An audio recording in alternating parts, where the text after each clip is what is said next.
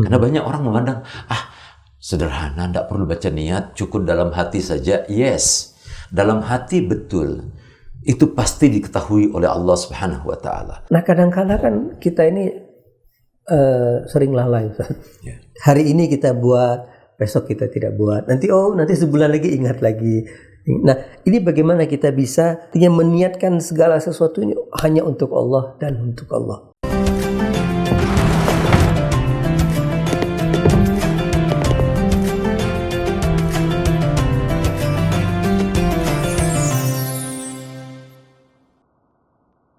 Bismillahirrahmanirrahim. Assalamualaikum warahmatullahi wabarakatuh. Sahabat Dana Mustadafin, mungkin masih banyak yang ingat ketika masa kecil dulu orang tuanya selalu mengajarkan ketika malam Ramadan, ingat nak, jangan lupa untuk baca niat. Kemudian diajarkan bagaimana cara membaca niat. Nawaitu shauma ghadin dan seterusnya. Oleh karena itu pada kesempatan kali ini kita akan sama-sama membicarakan tentang niat. Ya, telah hadir bersama saya Ustaz Ahmad Hidayat. Assalamualaikum Ustaz. Assalamualaikum warahmatullahi wabarakatuh. Assalamualaikum Ustaz. Alhamdulillah Ustaz, bulan Ramadan. Ustaz, ini jadi berbicara tentang niat ini banyak orang yang membahas tentang dari sisi filsafat, ada dari sisi irfan, dari sisi sufi dan lain sebagainya. Tapi mungkin saya ingin antum tolong jelaskan ketika seseorang itu ingin melakukan sesuatu, apakah dalam agama ada keharusan untuk berniat secara lafaz atau hanya niat itu di dalam hati saja? A'udzubillahi minasyaitonirrajim. Bismillahirrahmanirrahim. Alhamdulillahirabbil alamin wa sallallahu ala sayyidina Muhammadin wa ala ali sayyidina Muhammad wal alamin innaka Hamidum Majid. Nah, Ustaz, terima kasih banyak. Alhamdulillah kita sekarang berada di bulan suci Ramadan dan sebagaimana layaknya, bahkan ini kita bersyukur bahwa orang tua kita dulu sejak dini itu mengimla kepada kita bagaimana setiap kita memasuki bulan suci Ramadan untuk mengadakan niat bersama. Bahkan di kampung-kampung itu saya masih ingat. Jadi biasanya malam pertama Ramadan itu ada kendurinya, Ustaz. Potong ayam, masak-masakan enak-enak, lalu kemudian undang Ustadz ke rumah, Pak Imam ke rumah, lalu diadakanlah doa bersama yang ditandai dengan niat di dalam menjalankan ibadah puasa. Ini menunjukkan bahwa sebetulnya secara tradisi dan budaya masyarakat kita akrab dengan bahwa segala sesuatu ketika akan dikerjakan dan berhubungan dengan Allah Subhanahu wa Ta'ala harusnya diikuti dengan niat. Dan dari dulu saya mendengar hadis itu, Ustaz, bahwa innamal a'mal binniyat, bahwa seluruh amal itu tergantung pada niatnya. Diawali dengan apa yang menjadi interest, apa yang menjadi keinginan setiap orang. Dan bulan suci Ramadan ini sebagaimana yang disebutkan oleh Nabi kita Muhammad SAW, di dalamnya segala sesuatu yang menyangkut kepentingan manusia, baik dalam hubungan vertikalnya dengan Allah dan dalam hubungan horizontalnya dengan manusia, Allah sediakan. Karena itulah kenapa niat itu menjadi sangat penting. Dan saya mengingat betul guru saya di SD itu, guru agama itu ya, itu kita disuruh hafal nawaitu saumi dan seterusnya dan seterusnya. Dan itu terasa bahwa memang berpengaruh di dalam alam bawah sadar kita. Jadi sebagian memang mengatakan bahwa berniat untuk melakukan ibadah puasa memang perlu diucapkan dan secara jika dilafazkan. Ya. Dan jika perlu setiap mau iftar ya, setiap mau iftar itu niatnya dilafazkan. Bahwa kemudian niat itu harusnya terasa di dalam hati, itu adalah efek yang harus diinternalisasi. Jadi bahwa niat yang dilafazkan semestinya memberi dampak kepada keadaan kalbu setiap orang. Bahwa niat itu ketika diucapkan menjadi semacam pengkondisian hati yang menghubungkan dirinya dengan Allah Subhanahu wa taala, bahwa dia sedang akan melakukan sebuah perintah dari Allah Subhanahu wa taala yang menjadi kewajibannya, khususnya berkenaan dengan ibadah puasa. Dan guru saya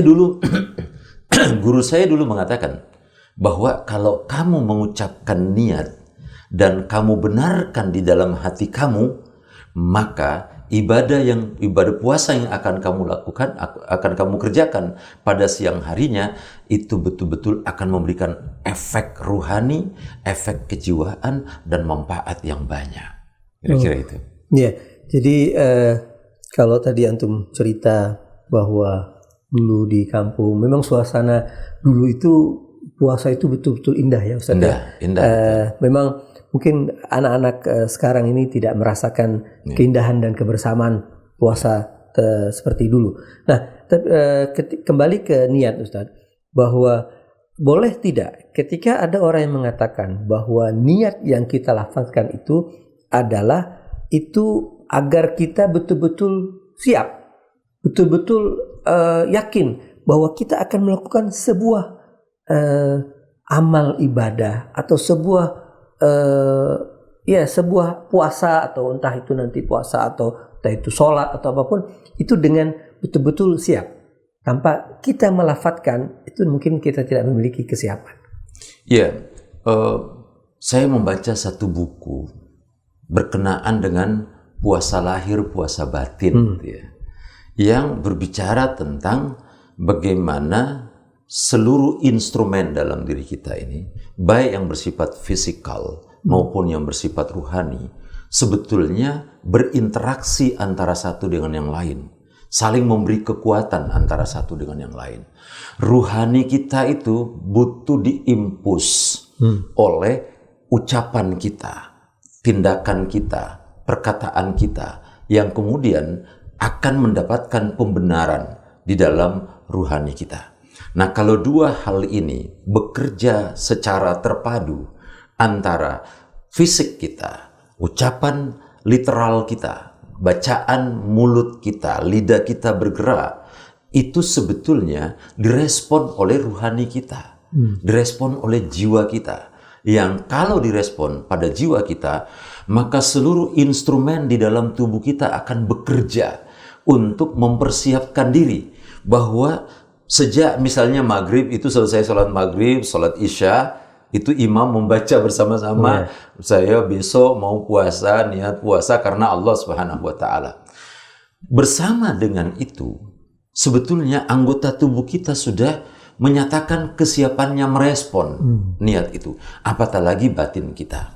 Nah, karena itu memang ajaran agama kita ini betul-betul menunjukkan bahwa dia tidak sebatas bersifat ruhani saja, tetapi juga berefek pada urusan-urusan fisik kita, urusan-urusan material kita. Nah, karena itu kita tahu bahwa puasa memang antara lain yang dibentuk adalah akhlak manusia. Bagaimana orang berpuasa itu pada akhirnya mengontrol kemampuan dia untuk berbicara secara benar, secara baik, secara santun, dan seterusnya. Ini berarti bahwa niat yang diucapkan secara verbal itu sebetulnya mempengaruhi batinnya sehingga mengontrol perilakunya untuk berada di jalan yang benar yang dikehendaki oleh Allah Subhanahu wa taala. Ya. Jadi boleh tidak Ustaz kalau saya kemudian mengandai-andai bahwa ketika kita melafadzkan niat itu adalah alam sadar kita. Sementara yang terbesit dalam diri kita itu alam bawah sadar kita. Nah, manusia ini kan didominasi oleh alam bawah sadarnya. Kita bernafas itu tidak pernah sadar kita bahwa bernafas.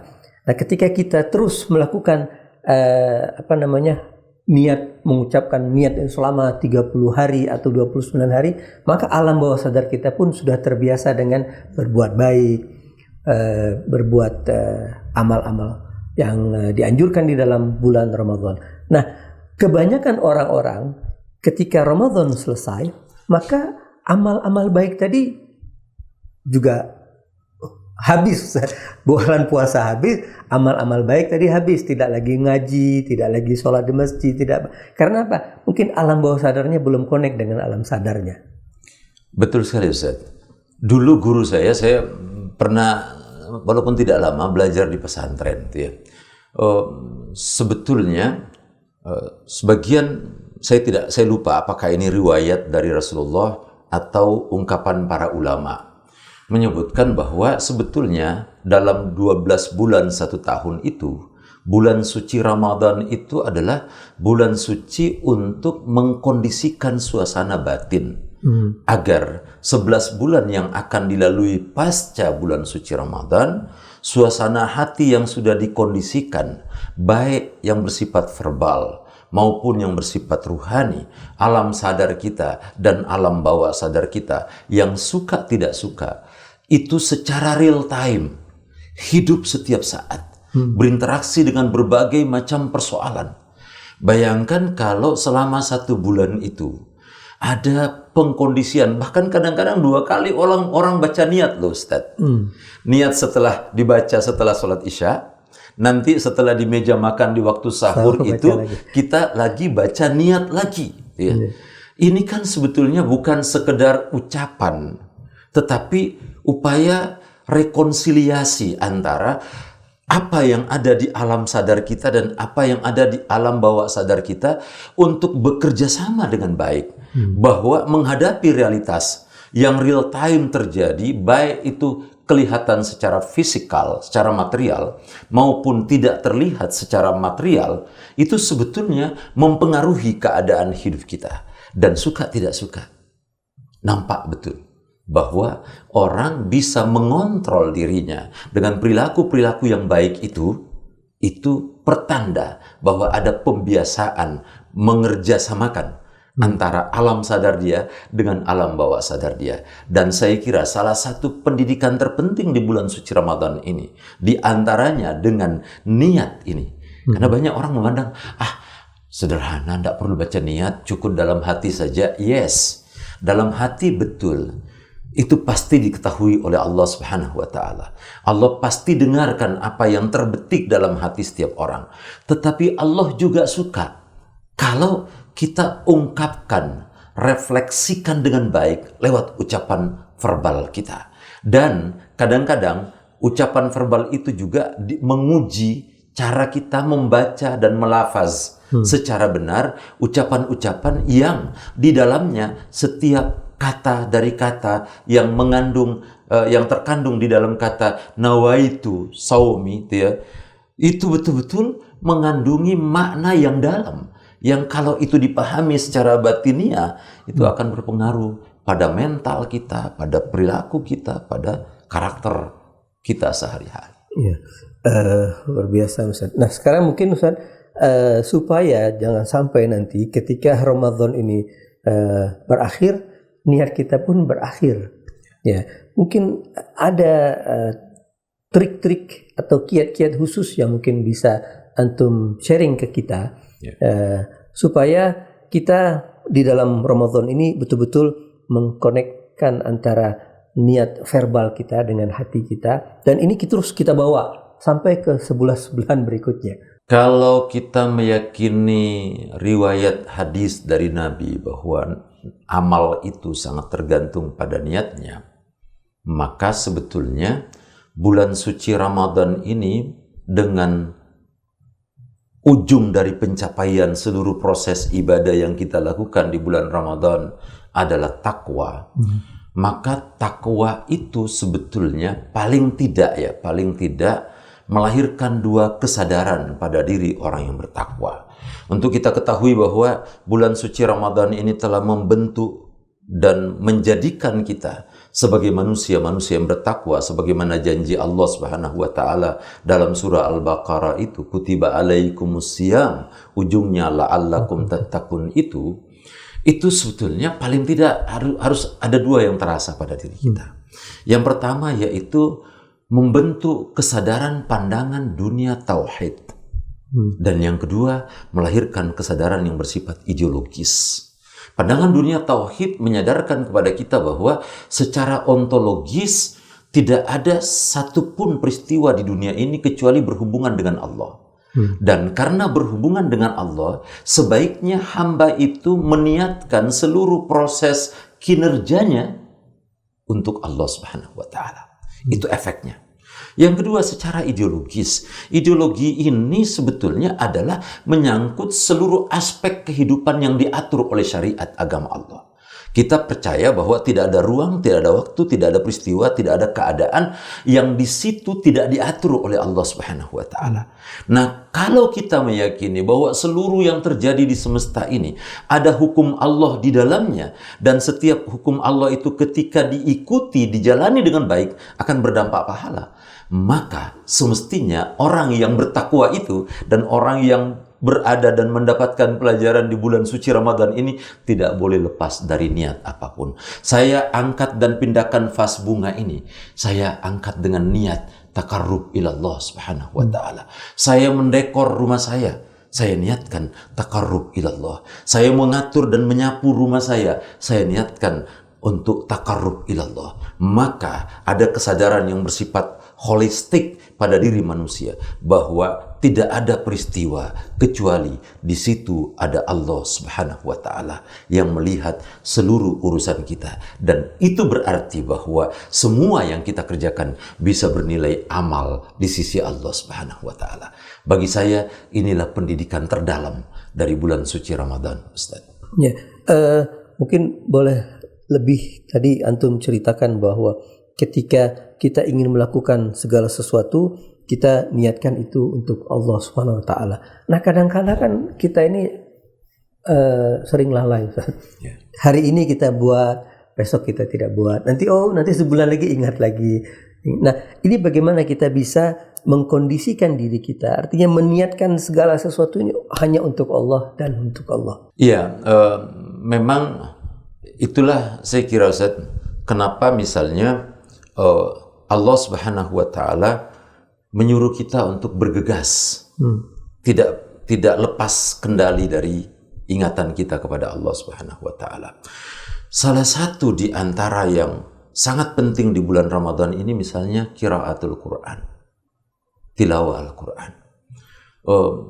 Saya meyakini ada seorang ulama, Al-Allama Sayyid Muhammad Hussein Tabatabai, menulis buku tentang safar ruhani dia. Beliau menyebutkan bahwa satu huruf di dalam Al-Quran itu dikawal oleh malaikat, dan di antara yang mungkin membantu kita untuk selalu ingat pada Allah Subhanahu wa Ta'ala adalah ketika kita termasuk orang-orang yang didoakan oleh malaikat. Bulan suci Ramadan ini bulannya para malaikat bolak-balik dari arasy Allah Subhanahu wa Ta'ala menuju ke langit bumi untuk menjumpai orang-orang yang sedang menghidupkan hatinya. Nah, memang pembiasaan itu penting. Karena itu kenapa di bulan Ramadan ini kita perlu membimbing diri kita untuk melakukan pembiasaan pada amal-amal yang sebetulnya mungkin di luar bulan Ramadan kita pandang enteng, dan itulah yang membuat kita merasa lalai dengan itu. Padahal kelalaian ini menjadi sumber seluruh petaka dalam hidup kita. Orang mengalami petaka yang sangat dahsyat itu disebabkan karena kelalaian. Sampai Allah dalam surah Al-Anbiya ayat pertama, Allah Subhanahu wa Ta'ala mengingatkan kita, iqtaraba linnasi hisabuhum wa hum fi ghaflatin mu'ridun. Hai manusia, apa kamu kira saya tidak akan membuat perhitungan dengan kamu? Jangan biarkan dirimu terus-menerus dalam keadaan lalai. Kira-kira itu. Ini saya terjemahkan agak bebas itu ya. Jadi Allah Subhanahu wa Ta'ala seakan-akan mengingatkan kepada kita dengan sebuah intensitas yang sangat serius bahwa Allah akan membuat perhitungan dengan kita. Nah, mungkin dengan cara ini kita bisa mencoba mengkondisikan diri kita agar tidak lupa bahwa Allah lihat kita itu. Allah mengetahui keadaan kita. dan semua keadaan kita akan dihisap oleh Allah Subhanahu wa taala, akan dihitung oleh Allah Subhanahu wa taala. Jangan sampai keadaan-keadaan itu kita berada di dalamnya dalam keadaan lalai. Bulan Ramadan mengkondisikan kita untuk tidak lalai. Karena itu puasa lahir, puasa batin dengan niat yang kita selalu biasakan. Bahkan menurut saya mulai setelah imsak sampai kita iftar gitu ya. Kita betul-betul mulai setiap saat apa saja yang kita kerjakan biasakan dengan niat selama Ramadan ini. Biasakanlah dengan niat, dan niat itu para ulama menyebutkan melembutkan hati, Ustaz. Orang yang terbiasa berniat karena Allah Subhanahu wa taala perlahan-lahan menciptakan suasana hati yang lembut, yang peka, yang dekat dengan hal-hal yang baik dan bijak. Masya Allah, Ustaz. Jadi puasa lahir dan puasa batin. Terima kasih, Ustaz. Ya, sahabat dan Ustaz Affin, kita sudah sama-sama menyimak tadi bahwa niat itu penting. Dan ketika tadi Ustaz Ahmad menjelaskan bagaimana ketika Ramadan ini juga dianjurkan kita untuk membaca Al-Quran. Dalam banyak-banyak riwayat disebutkan ketika kita membaca Al-Quran bukan dalam hati, tapi ada suara yang keluar. Itulah mungkin yang terjadi antara yang bersifat lafzi ya, yang ada suaranya dengan hati. Ketika itu sudah menjadi terkoneksi dengan baik, maka insya Allah amal ibadah kita pun bisa terkonek dengan Rabbul Alamin. Mudah-mudahan kita selalu mendapatkan hidayah dan inayah dari Allah sehingga amal ibadah kita selalu connect dengan Allah Subhanahu wa taala. Terima kasih. Assalamualaikum warahmatullahi wabarakatuh.